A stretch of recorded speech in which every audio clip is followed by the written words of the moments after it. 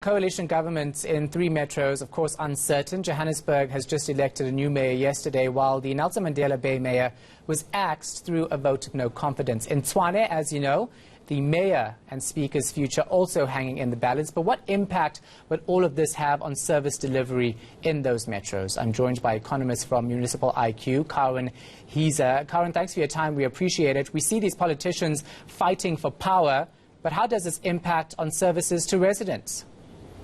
Well, I think you're quite right. What comes to the fore is the power struggle. And I think the key issue is the institutional instability that it creates, whether there's a change of leadership at the top level of the administration that can be very destabilizing.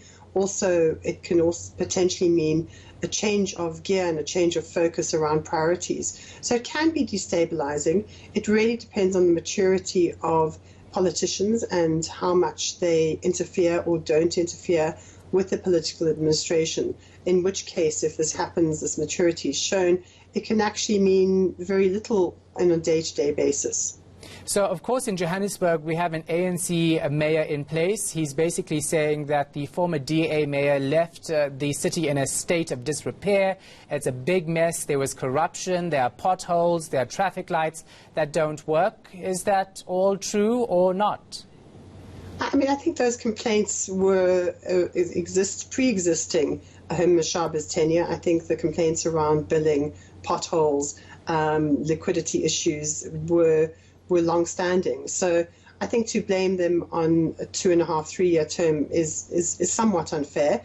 There were major expenditure choices made by the DA and EFF, for instance, insourcing security workers, and those will have implications, as will, say, the longer hours offered by clinics. So there will be financial repercussions of the tenure of that coalition government.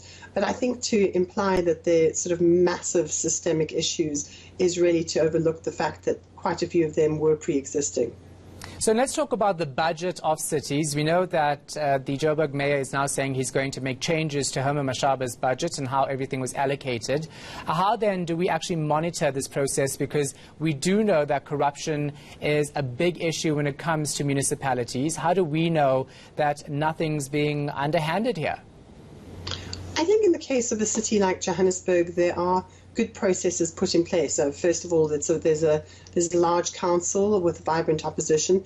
It would be quite difficult to really do anything untoward, especially with the media paying keen attention, stakeholders. So in the case of a metro, I think there is quite careful scrutiny. There are also various procedures put in place around budgets. So I think it would, to completely turn things around in any way that was untoward would be extremely difficult. I think the checks and balances are essentially in place, and stakeholders just need to be attuned to that. And I'm sure the new mayor will face careful scrutiny by opposition parties. Having a new mayor and a new party in charge in so many different cities obviously means that when residents complain, the go-to answer is, well, I've only just started, and you can blame the other party that was in charge. But that does not bring service delivery to residents. I definitely think the blame game is something that's going to be easy to do. Herman Mashaba didn't have a full term. Jeff Makaba will also have a very short time before going into local government electioneering for 2021. And whoever runs Johannesburg, I think it's clear that the issues facing the city, no matter which party is in control, remain very challenging. And if I were a politician, I would also blame my predecessor. It's a natural thing to do.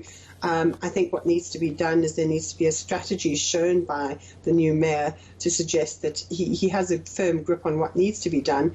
He is not at all unfamiliar with Johannesburg. I think he's very well placed in terms of understanding its finances. So I think he can get to work in quite a practical way, presenting something that will reassure citizens that he knows what he's doing and his intentions to turn finances around, if those are his concerns around liquidity, are something practical and something that can be scrutinized. Karen Hiza from Municipal IQ, thank you so much.